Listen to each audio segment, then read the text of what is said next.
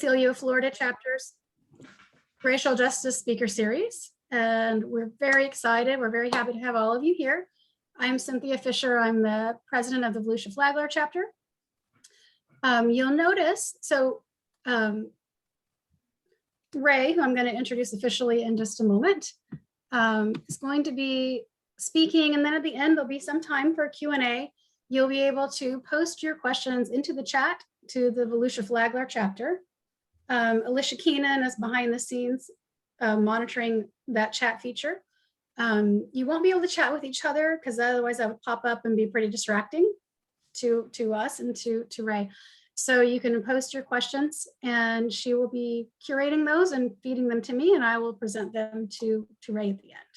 So that's how this is going to work. And again, we ask that you keep yourselves muted throughout. We are very happy that you're here. We appreciate you. And then at the end, you'll have an opportunity to express your applause and thanks and all those things. Okay. I'm going to go ahead now and officially introduce our illustrious speaker. All right. So it is my honor to introduce Ray Arsenault. Ray studied at Princeton University and Brandeis University, where he received his PhD in 1981. He's the John Hope Franklin Professor of Southern History Emeritus at the University of South Florida in St. Petersburg, where he taught from 1980 to 2020. A specialist in the political, social, environmental, and civil rights history of the American South, he has taught and lectured at multiple universities throughout the world and has consulted for a number of national and regional historical museums and organizations, including the Smithsonian's National Museum of American History and National Museum of African American History and Culture, and PBS's American Experience. Since 2004, he served as an Organization of American Historians Distinguished Lecturer, and in 2013, he served on the jury for the Pulitzer Prize in History. From 1998 to 2000, Ray served as president of the American Civil Liberties Union of Florida, and he has been a member of the Florida ACLU Board of Directors for over 30 years. He is the recipient of numerous prestigious civil rights and social justice awards. Ray is the author or editor of 10 books, including the nationally acclaimed Freedom Riders, 1961 and the Struggle for Racial Justice, which served as the basis and companion volume for the Emmy-winning documentary film Freedom Riders. Ray is currently writing a book on the civil rights icon John Lewis, and we are extremely privileged to have him with us tonight to speak on this subject. So take it away, Ray. And I'm going to go away now.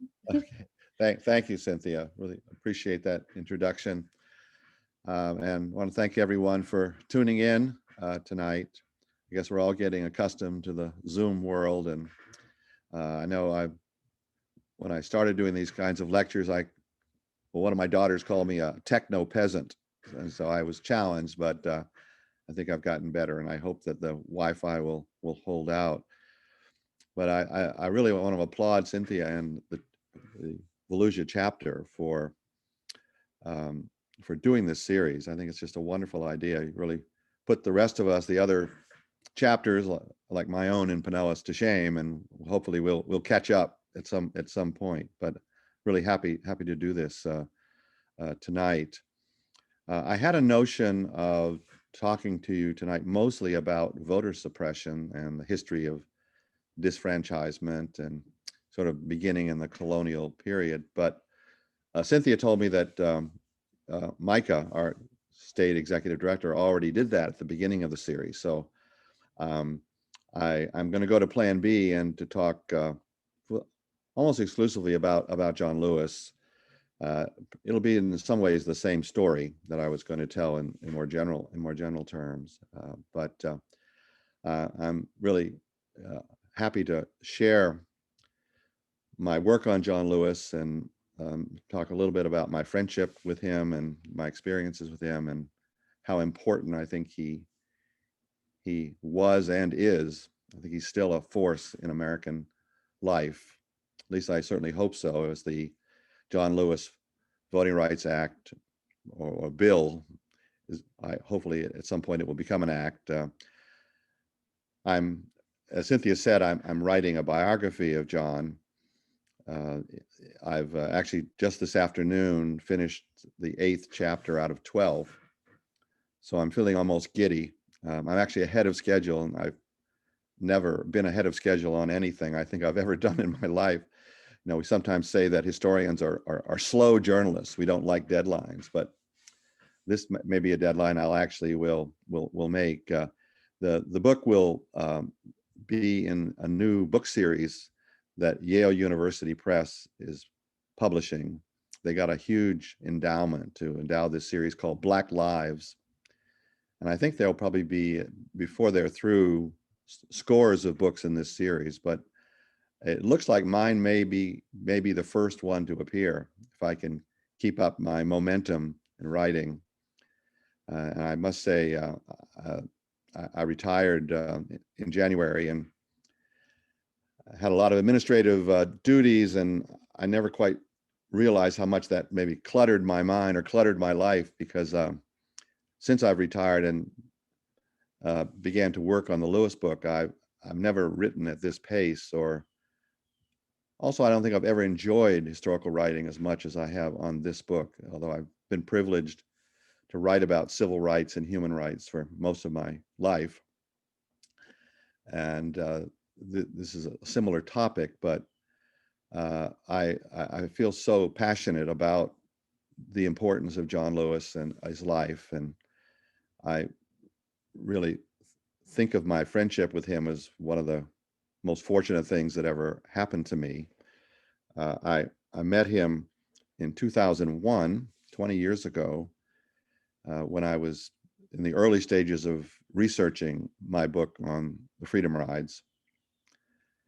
And I was totally absorbed in it, and I was searching for the Freedom Riders. There were 436 of them, and they had scattered to the four winds and hadn't really kept in very good touch with each other. And John at that time was trying to organize a 40th reunion. The Freedom Rides, of course, were in 1961, and this is 2001. And he knew, I arranged an interview with him, and he, of course, found out that I had been chasing down all these people at all the addresses. And so we essentially coordinated together that reunion, which was a remarkable experience. Is where I did many of my first interviews. I ultimately did more than 250 interviews for the book, and the book took me almost 9 years to complete. Like a lot of people, I knew about the original 13 Freedom Riders that left Washington on May 4th, 1961, on a 2-week trip to New Orleans to test compliance with 2 Supreme Court decisions that desegregated interstate transportation. I didn't know about the other 423 Freedom Riders. There were more than 60 Freedom Rides, and I think if I had known that, I probably wouldn't have had the courage to jump into this project. But anyway, John and I together were able to find most of the Freedom Riders, and we had an extraordinary reunion, financed by Greyhound, of all things. I think they felt guilty about some of the things that had happened back in 1961, and so they paid for everyone's expenses, and we started in Washington and then flew to Atlanta and got on buses just like the Freedom Riders and went into Anniston, Alabama, and Birmingham, and ended up in Montgomery. And it was by the end of that trip, I realized that I had picked maybe one of the most extraordinary topics I could have chosen. I was doing the book for a series published by Oxford University Press called Pivotal Moments in American History. And they were looking for historians who could write, actually, who could write narrative history. The sort of nickname for the series was The Return of the Narrative with a Vengeance. So we were supposed to write it almost in novelistic form, although obviously not fictional. But it had to be a pivotal moment. And I wasn't sure that I had a pivotal moment when they approached me to do a book. And that's not the way the Freedom Rides was interpreted by most scholars at that time. But it didn't take me very long to realize that not only were the Freedom Rides a pivotal moment in the history of civil rights, it was a pivotal moment in American history generally, that it really was the template for the citizen politics of the 1960s. If you've ever wondered why the so-called silent generation of the 1950s was so different from the tumultuous sex, drugs, and rock and roll generation of the 60s, Freedom Rides is one of the reasons why. It was one of the first times that I think ordinary people set out deliberately to do extraordinary things against all odds to transform American culture. As I said, there were 436 of them, and John was one of the original 13. And they really broke the mold when it came to civil rights, nonviolent direct action work, because they were demanding freedom now, not freedom later. And they were almost deliberately unreasonable by the standards, certainly by the standards of the Kennedy administration, which wanted them to go away. The Kennedys were more interested in the Cold War and what happened in Berlin and the missile gap. They didn't care very much about what happened in Birmingham or Atlanta or Jackson, Mississippi. So that's how I came to know John and to spend a lot of time with him over the years, leading tours and at reunions and on panels with him at the Smithsonian and other places. And I just came to admire him in a way that I'm not sure if I ever expected to admire a historical figure in quite that way. Historians are supposed to retain a level of detachment, of course, and we don't want to proselytize, and we want to let the chips fall where they may, and not to turn our historical figures into cartoon figures. They're flesh and blood human beings, and certainly John was that. But when he was elected to Congress in 1986, the New York Times said he had to deal with the saint issue, that people considered him to be a saint. And it's hard not to look at him in that way. I think the other person that I always lumped John with was the great historian John Hope Franklin, who I was also privileged to know very well, and I have an endowed professorship named for him. And they had the same quality, I think, of depth of character and integrity, and just a seriousness of purpose, but not really a serious sense of themselves. John, as far as I could tell, in my dealings with him, had no ego. I made the mistake early on of calling him Congressman Lewis, and he just stopped me in my tracks and said, "I'm John. I'm just John. Don't call me anything else." And I made sure to do so. And after a while, it felt comfortable, but not at first. But he spent his life, really, almost his entire life, searching for what he called the beloved community. That's a term that actually goes back to the early 20th century philosopher Josiah Royce, who came up with that term. I suppose you could distill it down to just people living by the golden rule, but it's a sense of inclusive community, obviously non-racial, non-misogynist, non-classist, non-sexist. People can come together with a communal sense of common purpose and mutual respect. And that's what John was all about.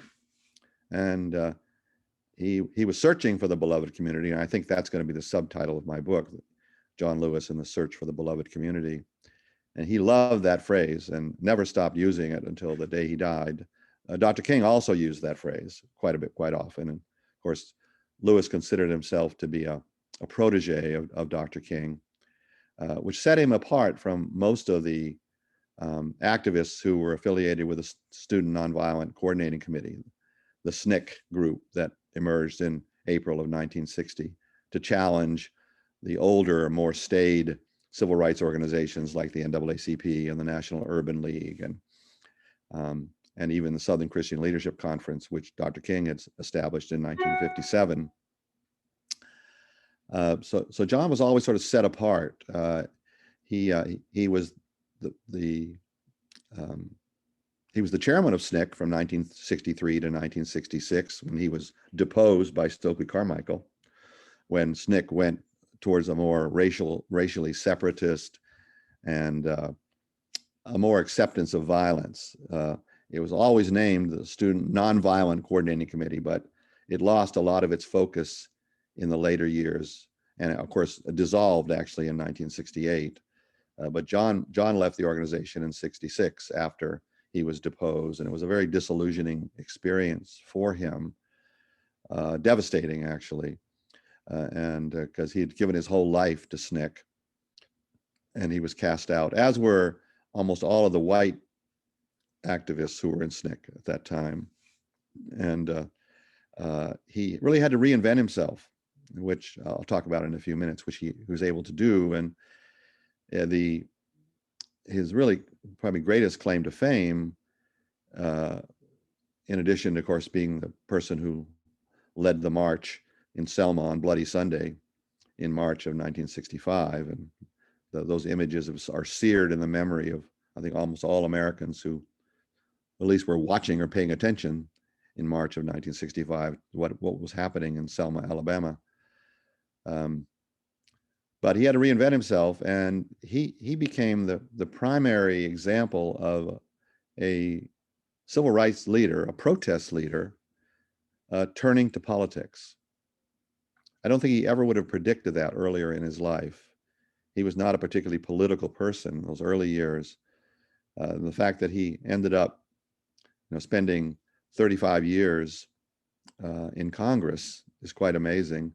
The other figure that's sometimes seen as a protest leader who became a politician is Julian Bond, his close friend, whom he defeated in the 1986 congressional election in a great upset to represent the 5th Georgia district from Atlanta. And no one thought he had a chance to beat Julian, who was, if you remember, Julian Bond was extraordinarily handsome and smooth and slick, and I knew Julian quite well too, and an extraordinary person, but very different from John, and not the hard worker, and not the person who really had the kind of hands-on approach that John Lewis always had. So John was the one who turned to politics, and I tell just a personal story. When John Meacham, I'm sure you're all familiar with John Meacham, who's always on MSNBC and CNN. He has a professorship at Vanderbilt. He's a journalist, a very good journalist, and written a number of wonderful books, including one Pulitzer Prize-winning biography of Andrew Jackson. In the midst of my getting ready to write this book, John Meacham's book, his biography of John Lewis, came out. And I had no idea that he was doing it. And I think he published it much earlier than he expected to. He knew John was dying last year, and I think he wanted to get the book out. And so I was sort of crestfallen. I thought, well, this new book series from Yale, Black Lives, has asked me to do this book on Lewis, but do I really want to do it? Maybe I should do someone else. And I was very disappointed. But I've written many books in my life, and I've killed a lot of trees. And I thought, well, maybe the world won't mind if I don't do any more books. Maybe I'm not fated to do this book. And then I got a copy of John Meacham's book and discovered that it has its strengths for sure. And he's a fine writer, and he talked to John quite a bit and interviewed a number of people. But the book ends in 1968. The last 52 years of John Lewis's life is not in Meacham's book. So I thought, well, maybe that's a window of opportunity for me, that there's still a book to be written. So that's what I've been doing. And it's just been a thrilling experience. William Faulkner once said that writing a book is splendid agony. And I always found there was more agony than splendor, but this time I think it has been splendid. And I think, and it's because of the character and the experiences of John Lewis. There's so many stories to tell about him. I think my favorite one, and I'll talk more generally in a minute about John and voting rights and all the things that he did. I'm sure a lot of you are familiar with the basic narrative, but in 2011, which was the 50th anniversary of the Freedom Rides, in the previous 3 years, I had worked with a filmmaker named Stanley Nelson, sometimes known as the Black Ken Burns. Stanley's an amazingly talented African-American filmmaker, has a studio in Harlem. And he was essentially assigned to do a film for American Experience at WGBH, PBS out of Boston, based on my book on Freedom Riders. And so I worked with him for 3 years on that film, and it was an amazing experience. I learned a lot. I learned that historians are different than filmmakers. I've been involved with a number of film projects since, but I, of course, wanted them to interview every freedom rider, not just John Lewis, not just Bernard Lafayette and some of the famous ones, but all of them. And I think if I had been making the film, it would have been 12 hours long and probably deadly boring. But in Stanley Nelson's hands, it was beautifully crafted film kind of recreation of my book and of the Freedom Rider experience. And it went on to win 3 Emmys that year, and we all got to go to the Emmys and be on the red carpet and with the paparazzi. It was quite a extraordinary experience. But the best part of it was that Oprah Winfrey watched the movie. Actually, more than 60 million people have seen the movie so far, so it's been shown all over the world. But Oprah saw it, and she had some contact with the Freedom Riders and with John Lewis. Her father's a barber who works in Nashville, and probably the biggest cluster of Freedom Riders, former Freedom Riders, live in Nashville, and he would often cut their hair, and she knew some of them, but she didn't really know the Freedom Rider story until she saw the film. And she called up Stanley Nelson, maybe 10 or 15 minutes after finishing the film, and crying into the phone, saying she only had 4 shows left. She was ending her show, her network. This was 2011, and she was going to devote one of the 4 shows to the Freedom Riders. And sure enough, she did. She flew 180 Freedom Riders and their families in, which was roughly half of all the Freedom Riders who were still alive. We had and it was the 50th anniversary of the Freedom Ride, so we had a big 4-day conference, and we were on the film, excuse me, on the television show with Oprah, and she was very emotional. She took her 3 or 4 takes before she could stop to introduce us. And the day before, I went in to talk to her producers, and they wanted as they often do, I think in kind of Oprah style, they wanted reconciliation stories. They wanted us to find maybe an ex-Klansman who had turned into a civil rights crusader. And there actually was one, not exactly, but back in 2009, when President Obama was first inaugurated, you may remember John Lewis was sitting right behind him when he took the oath of office on the platform there near the Capitol. And there was a man named Eldred Wilson who was watching the inauguration from his home in Rock Hill, South Carolina. And Eldred Wilson was a former Klansman. And in 1961, as a 19-year-old, sort of a Klansman in training, he had greeted the Freedom Riders bus when it came into Rock Hill, South Carolina, with a group of kind of white thugs, and they proceeded to beat John up. Now, he was beaten, I think, 48 different times in his career. He was arrested also more than 50 times. The pictures you see of him, he always has this white bandage on the back of his head. Became sort of his trademark. But anyway, Mr. Wilson, he's a sort of Klansman in training, and John wasn't badly hurt in that case, but that was the first incident of violence during the Freedom Rides.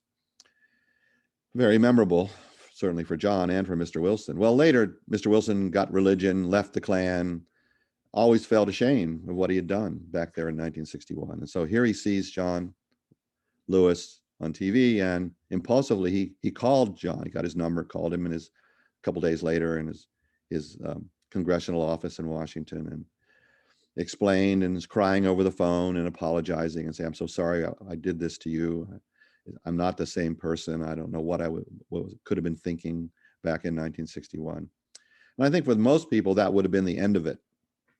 But with John, no. So he sends Mr. Wilson a plane ticket, flies him up to Washington.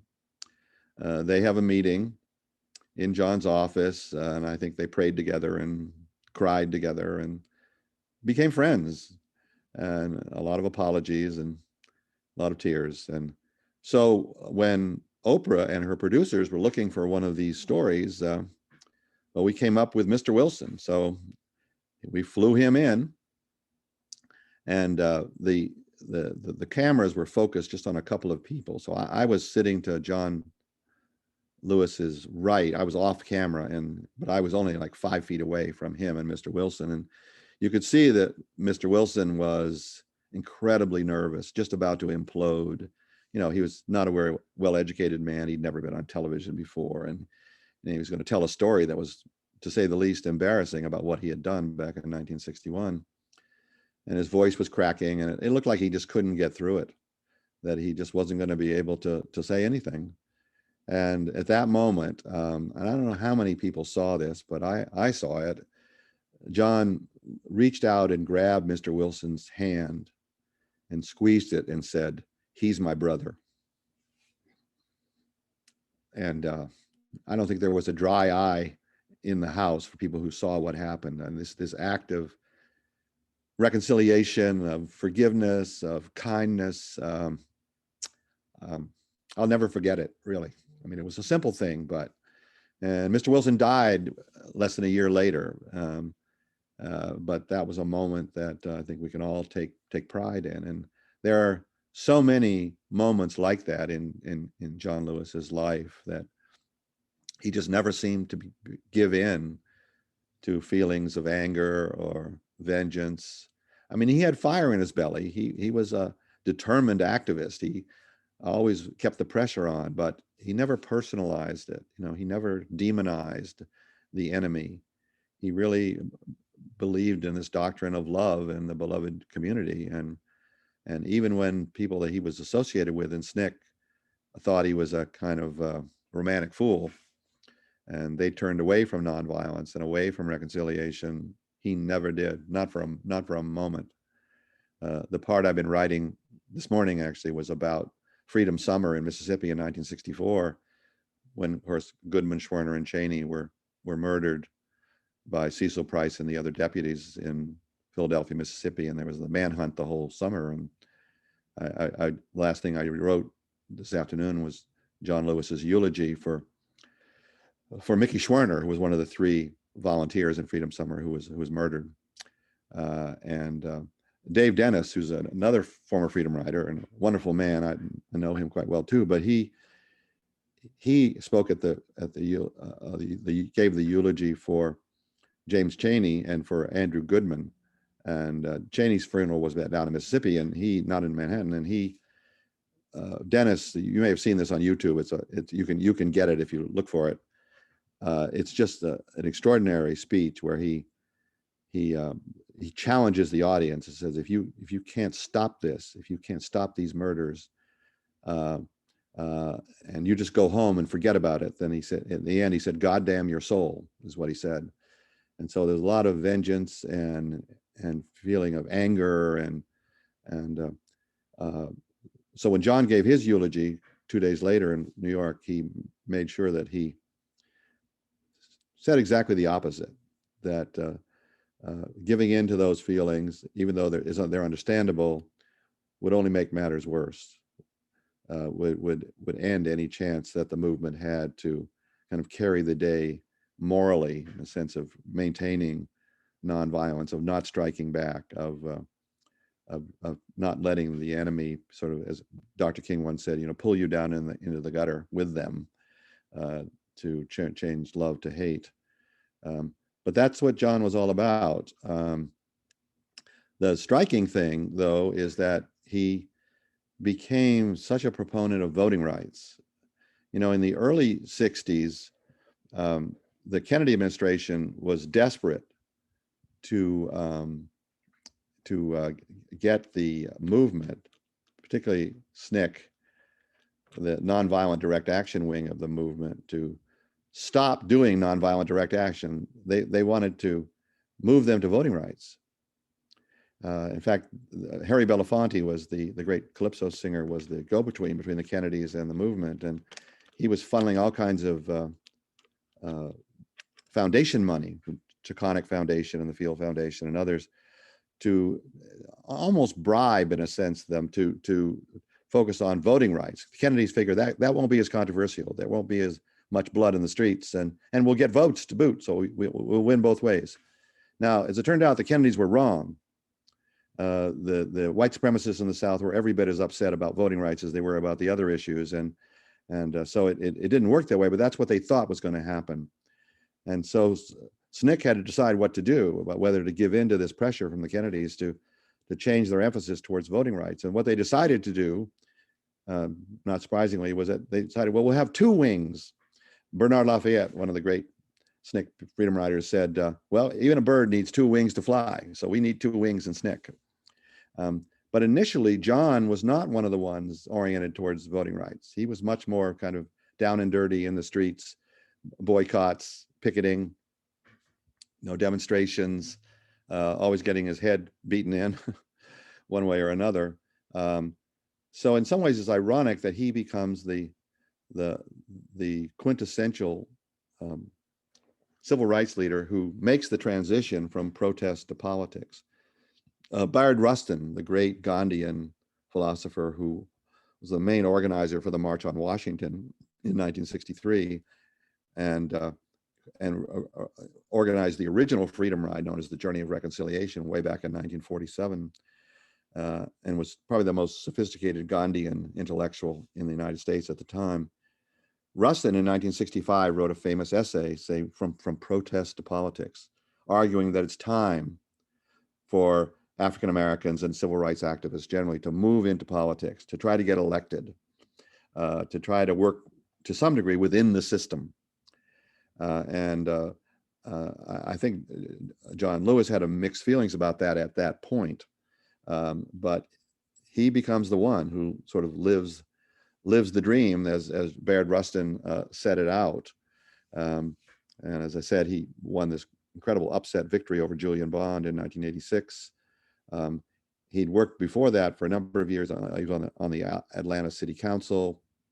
He worked for the Southern Regional Council and the Voter Education Project, and that's where he really turned to politics. They had the VEP, as it was called, the Voter Education Project, and from there he created this political career. And at several points he was unopposed in Georgia, of all things. He was in the 5th district, which was predominantly black, but had a large enough white electorate to make it competitive.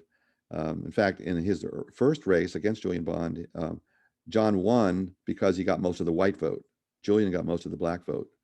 And so John Lewis had to sort of prove himself to the black electorate over time, which he did, and became an extraordinarily effective congressman and kind of the moral conscience of Congress. I mean, he was, year after year, he was voted the most admired congressman, even by conservative Republicans.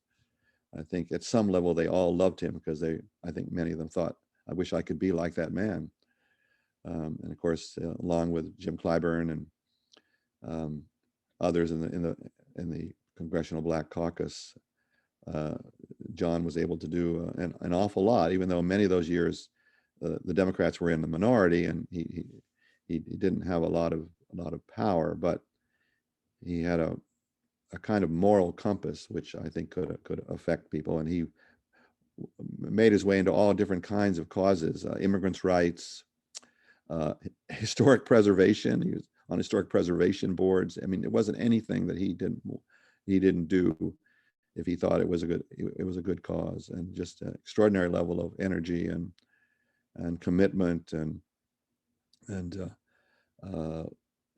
I've often thought, since he was not a classically good speaker, he's powerful. If any of you ever heard him, I mean, but he had a little bit of a lisp, and there's a famous story, of course, that he wanted to be a preacher when he was a little boy, and they lived on a farm in Pike County, Alabama, and he was in charge of the chickens, and he would preach to the chickens day after day, and but he was not a classically smooth orator,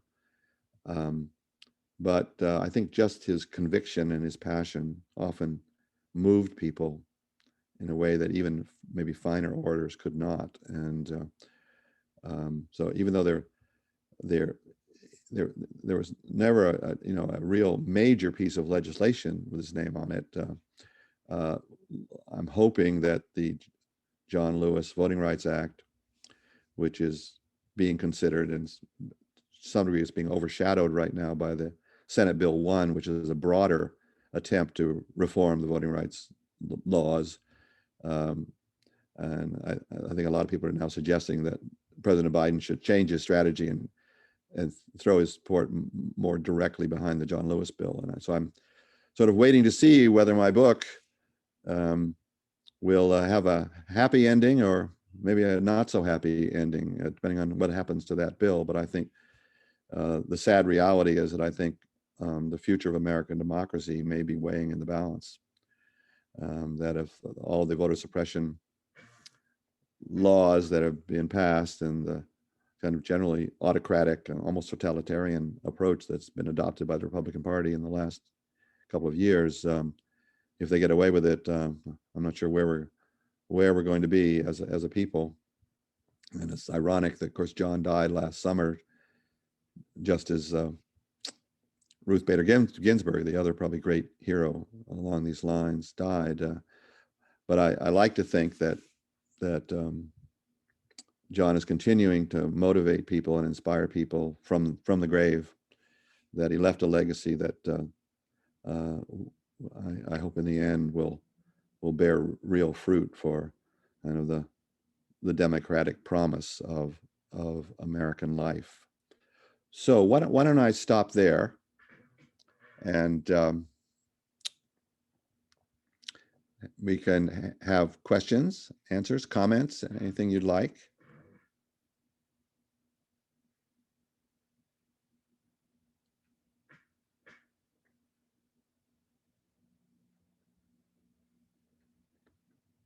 Cynthia?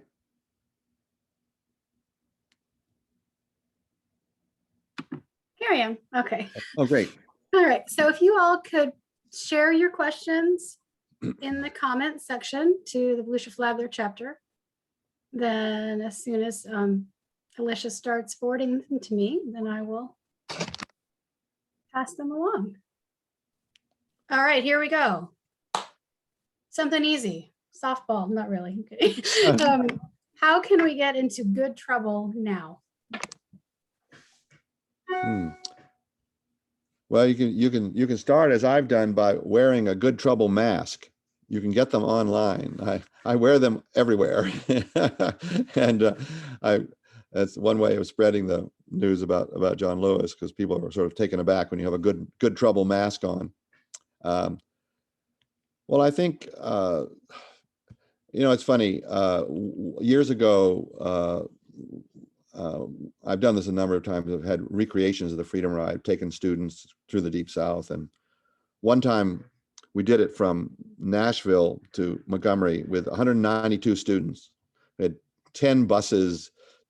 No, not 10 buses. We had maybe 4 or 5 buses. But we had 10 Freedom Riders on board, including James Lawson, who was John Lewis's mentor in Nashville, one who taught him about nonviolence and techniques of passive resistance and all of that. And I'll never forget, the students who were on that trip were terrified, frankly. Jim Lawson, I've been in Jim Lawson's presence many times, and I never feel more guilty than I do when I'm around Jim Lawson, because whatever you're doing for civil rights is not enough. And you feel it, that you can't be Jim Lawson. I mean, he's extraordinary. Within the movement, he has a reputation every bit as large as John Lewis's or Dr. King's, and he's still alive in his 80s and late 80s, and still an extraordinary figure. But so one of the students asked basically that question, didn't use the term good trouble, but how can I help? What can I do to make the world a better place? And Jim Lawson, he surprised me. He said, you just start with generosity. Just start with simple acts and of tender mercies, of kindness, of trying to model your behavior around the people that you know. And then maybe that will grow into activism and being the right person in the right place at the right time. But he was trying to take some of the pressure off of those kids, and not let them feel that they had to be John Lewis, full blown when they're 22 years old. Although I do remember later Jim Lawson, in the face of this kid, and just kind of using his hand gesture saying, "What are you going to do to make the world a better place?" And of course, the kid had no answer whatsoever. He just wanted to flee and run away. but I think being a member of the ACLU is certainly a great way of getting into good trouble. I mean, I think we probably make as much good trouble as any organization in the country. But I think keeping your eyes and ears open, being an informed citizen, and being willing to stand up and speak out, to have both moral and physical courage. That's what John Lewis had. I mean, he there were times that he often said this, and I recommend to all of you his autobiography, Walking with the Wind. It's my favorite book of all the books that I've assigned over the years in my civil rights courses. Walking with the Wind came out in 1998. And in there, he talks about how he felt like he had always been underestimated his whole life. He's kind of slight of stature and came from a very poor family, and didn't speak very well, and didn't consider himself to be handsome, and so he often felt that people underestimated the power of his character, and he used that as sort of a weapon, as he once said. He sort of caught people by surprise, that he had so much fire in his belly, that he was so determined, that he was absolutely incorruptible and unstoppable, just unstoppable. I've never seen anybody in my life who was that unstoppable. He would do whatever it took within the bounds of ethical behavior to get the job done. So I think just following that kind of resourcefulness and of determination, and most of all of speaking out, speaking your mind. Oftentimes it's difficult. I mean, here we have Governor DeSantis. He would have outlawed this entire talk tonight because it's really part of critical race theory, right? This absurd notion that you're not supposed to talk about systemic racism or the basis of a racialized society. So we're probably going to have a lot of opportunities over the next few months or a year to be courageous, to get into good trouble with all the horrific restrictions and repressions that seem to be in line in Florida. I'm going to combine two questions. So one is, did John express fears to you about his personal risks? So given what you're talking about and all this kind of situation. And the other is, have you considered writing down for others to see the tenets of nonviolent opposition? So how do you reconcile those, and what? Well, there are already a number of good books and pamphlets about the principles of nonviolence. Older ones that were done by the Congress of Racial Equality, which sponsored the original Freedom Rides, and a number of kind of movement philosophers have commented. But in terms of the fear, I mean, I think almost all the Freedom Riders, like John, would admit that they certainly felt fear. You'd have to be a little crazy if you didn't, considering what they were up against. But they also had this inner strength. In John's case, it was religiously based, even though he decided not to become a minister, which disappointed his family. They thought he was going to be an ordained minister. And of course, he went to American Baptist Theological Seminary in Nashville, but decided his calling was really the social gospel, not a pastorate. But I think the strength of the movement in those years, at least a good part of it, was this sense of kind of prophetic, how to characterize it. The white supremacists in the South had developed all these techniques to intimidate blacks and intimidate liberal whites. And none of those tactics seemed to work against people like John Lewis. So like the others, he was thrown into Parchman Prison during the Freedom Rides. And I think both the Kennedy administration, which was somewhat complicit, and Ross Barnett, the governor of Mississippi, and John Patterson, who just died, by the way, at 100, the governor of Alabama, they thought if we put these kids in a real prison, they'll be screaming for their mothers within a few days, and they'll never come back to Mississippi and Alabama again. You know, they'll know this isn't a lark. This is a real prison. And of course, what happened is that it had exactly the opposite effect. Those freedom riders singing their freedom songs incessantly, driving the guards crazy at night.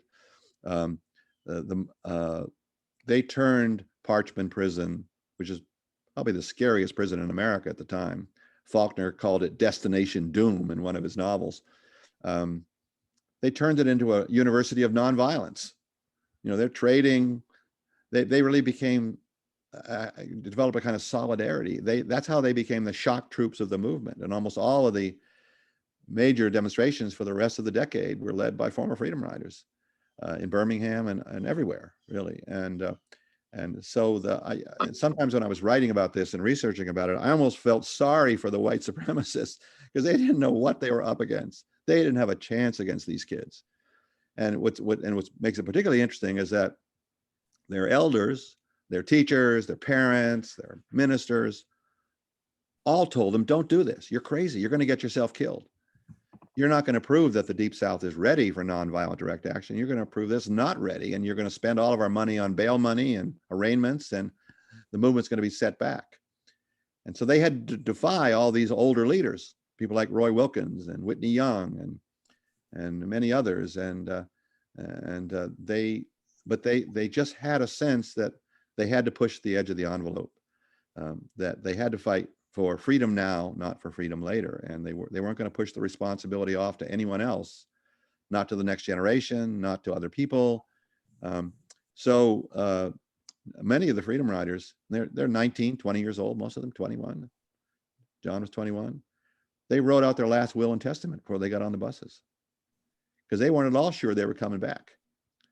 And when the Nashville riders went into Birmingham the day after the original Freedom Ride was stopped by bombing and mobbing, and they had to give up and fly to New Orleans instead of taking the bus, and that it could have ended that way, and it could have been a disaster. And maybe those conservative older civil rights leaders would have been right, but it didn't stop that way because Diane Nash and John Lewis and the others sent reinforcements, 21 new Freedom Riders, and Fred Shuttlesworth, who was the great Baptist minister, civil rights leader, the most courageous of them all in Birmingham. He was the host for the original Freedom Riders, and then of course he saw them nearly beaten to death, and so Diane Nash calls him and say, "Look, we're sending 21 more Freedom Riders in tomorrow," and he says, "Young lady, don't you know what happened here yesterday? Don't come. You're going to get yourselves killed." And so Diane Nash was 22 at the time, and when I interviewed Fred Shuttlesworth, he told me, he said that woman was as cool as a butcher cutting meat, as cool as a butcher cutting meat. And she says to Shuttlesworth, she says, well, look, we're already on our way. We're not turning back. We're coming. And if they kill us, we'll send 21 more. And if they kill them, we'll send 21 more. Because one of the principles of nonviolence is you can't be intimidated and stopped through violence. And they'd learned these lessons from Jim Lawson. And they were willing to die. They literally put their lives on the line. And I think that's why the film Freedom Riders had such an impact on the high school kids, younger kids that we've shown it to, because they really can't believe that anybody can come to that conclusion at that age, or find something that you're so convinced that is right that you're willing to die for it. But that's the way John Lewis was, and that's the way virtually all of the Freedom Riders were. And they're still troublemakers today. I mean, they're still doing good trouble. A couple of years ago, I got a call from Vancouver, British Columbia. Canadian Broadcasting Company said, "We have these 3 women in jail here. They say they know you. They're former Freedom Riders." I said, "What are their names?" And they said, "Oh yeah, I know them." And of course, what they had done, here they are now in their 70s, they had organized the Raging Grannies anti-war movement, and they'd gotten arrested. And I wasn't surprised at all. But that's the way they live. People like John, they signed on for life. It wasn't like many people in the anti-war movement of the late 60s and early 70s that once they were out of harm's way, they reverted back to some other political position. These people, they weren't all of a piece. They didn't all agree on everything, but they were human rights advocates and crusaders, and there was nothing that was going to stop them doing whatever they could do to advance the cause. In terms of his legacy, now I'm combining three questions for the sake of time, but in theme, what do you think John Lewis's advice would be to people now in terms of how to protect our voting rights? What should we be doing? And also with the attempts to suppress critical race theory. So in terms of suppressing history, racial history. Well, I think he probably would be of two minds. I can't really speak for him, obviously, but I think I know him well. And I know one of his options would be to return to nonviolent direct action. As I often would tell my students at University of South Florida, if you really want to affect things, get out on the streets, stop traffic, disrupt the civic order, do it nonviolently, but shut it down. And I think part of John, as he held sit-ins in the House chamber. I mean, he not only talked the talk, he walked the walk. And I think he would say that democracy is on the line, and that there's no time to waste. And it calls for a certain kind of extreme measure. I mean, certainly he would never advocate violence, but he would advocate filling the jails, fill them up. There are enough people who could do it if they had the guts and the awareness to do it. I'm sure he would hope that you wouldn't have to go that far, but with the political balance the way it is, with Joe Manchin wreaking havoc on the Democratic majority, even though John devoted his life to politics the last half century, I think he defined politics broadly, not just electoral politics, not just legislation, but I think he would say that everybody's got to be on deck. And if we wanted to our children and grandchildren to grow up in a decent world, we've got to act. And he was a big advocate of acting. Even though he was eloquent in his own way with words, he was a man of action. He said, show me, he'd always say, show me your commitment. And I think it's time, I think he would say, for Americans to show us that they're really committed to democracy and they're willing to go to jail for it. That's a big legacy and a big ask. Yeah. It is a big ask. Time for soul searching, huh? All right. So this will probably be the last question, but how did you come to gain the confidence of John Lewis so you could write this biography? Well, in the early going, I was a bit nervous about the whole project, the Freedom Rider book. I'm going back that far to 1998. No one had ever written a book on the Freedom Riders. They had been ignored largely. They had their own reunions, a few of them, but they were forgotten because the Freedom Rides happened in 1961, halfway between the Brown decision of 1954 and Martin Luther King's assassination and the fragmentation of the movement in 1968. Oftentimes the Freedom Rides appear like part of the sort of the white noise, what came before. So we know what's going to happen. We know there's going to be the March on Washington and Freedom Summer and Birmingham and Selma to Montgomery March and all that. And so who really cares what happened before? Well, the Freedom Riders cared what happened before. They often resented that the term Freedom Rider was used kind of loosely as anybody who came south to work for civil rights. Bill Clinton made a huge mistake when he described Joe Lieberman when he became the vice presidential candidate in 2004 as a Freedom Rider. He wasn't a Freedom Rider. He spent 1 week in Mississippi driving people around, which was good. He left Yale and did that. But trust me, the Freedom Riders know who got on the buses and who didn't. they know who put their bodies on the line, and they became a kind of a subset of the movement. And so when I approached them about doing this book, I think there was a bit of distrust. They didn't, first of all, they knew how many freedom riders there were. Does this guy have it to stick with this for 8 or 9 years? Tracking, I spent years tracking these people down. I spent an extra year after I finished the book just doing an appendix, finding what happened to people after the freedom rides. And of course, the thing ballooned into more than 700 pages. But don't worry, there's an abridged version that's 300 pages that came out with the film, so you don't have to read the 700 pages. But I think working with John on that reunion in 2001 was what did it. I mean, he was so grateful and so gracious to me, and they sort of adopted me as a honorary freedom rider. I think some of them sort of forget. I mean, I was only 13 when the freedom rides happened, although the youngest freedom rider, Hollis Watkins, was 14. The oldest was 61 and the youngest was 14. So I guess I could have been a freedom rider. I lived in Washington at the time. I knew about the freedom rides, although I remember thinking, well, this is incredible, but can't they just wait for the Kennedy administration to do it? Can't they just wait for the courts? Why are they in such a hurry? Silly, but that's was I thought, because they're going to get themselves killed. I remember seeing the pictures of the burning bus in Anniston.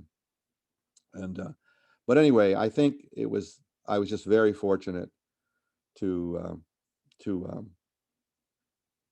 really get to know them well, and they wanted so much for someone to tell their story, because they're incredibly, there'd never been a book, and I think at some point they sensed that maybe I was the one to do it, or at least I was the one that was doing it. And I'll never forget the first interview I conducted was with 2 freedom riders, Ben Cox, Belton Elton Cox. He was the only original freedom rider who was a minister who had a cloth, had a collar, and he was known as Belton Elton, and Bernard Lafayette. Well, on the night, on June 11th, 1963, is the night Medgar Evers was killed in his driveway in Jackson, Mississippi by Byron de la Beckwith.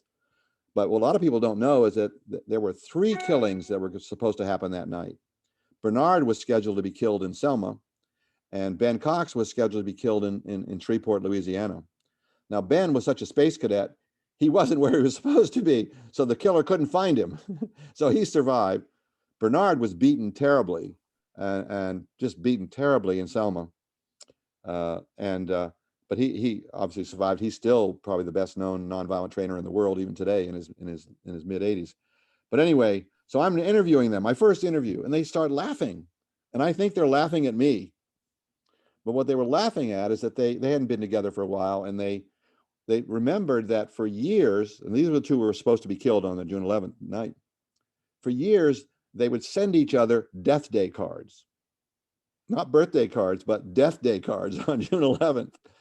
And they explained, so, no, we're not laughing at you. We're just remembering how silly that was. But that dark humor was what kept them alive, what kept their spirits up. And you see that again and again when the Freedom Riders get together. And I just will always treasure the moments I've had with them, just to sit back and witness.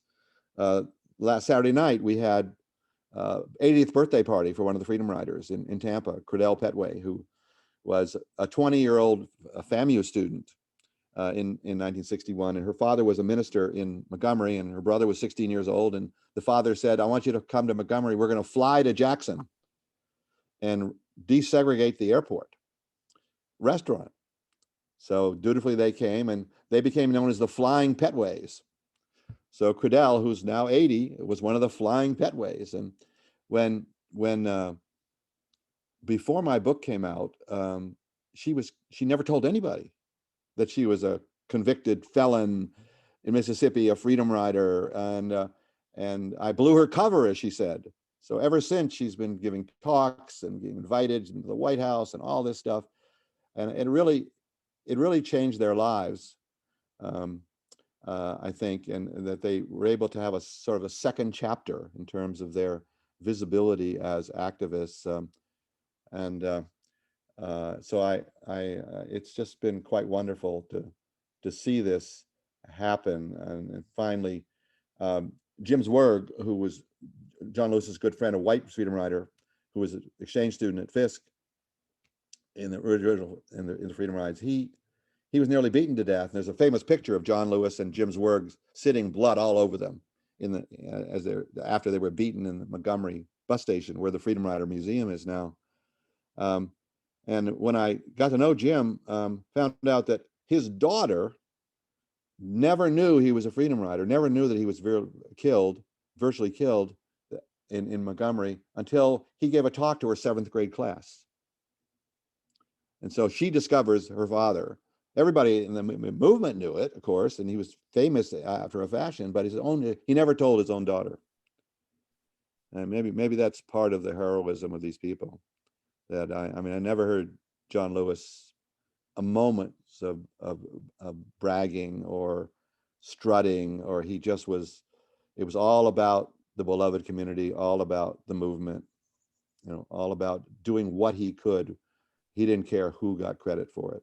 And it's just, I think it's a real kind of ethic for all of us, perhaps, to live by. When is your book being released? Well, I think it'll be out in the fall of 2022. People have time to read your first book, and then, well, your first 10 books. Yes. And then, yes. But there won't be a quiz, I promise. You can read the Arthur Ashe book. You can read the Marian Anderson book is coming out. American Masters, the PBS series, is doing a 2-hour documentary based on it. It will be out probably next spring. And there's a big Hollywood studio doing a feature film on the Arthur Ashe biography. So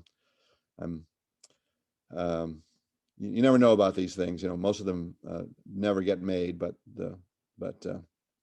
it's I think the message of people, lives like John Lewis, I would like to think it would be a better world if we can get this story out to as many people as possible, because I think it's really empowering and ennobling, really, in a way. And even though we probably, very few of us can ever do anything even remotely as important as John Lewis did, but the beauty is in the trying, I guess.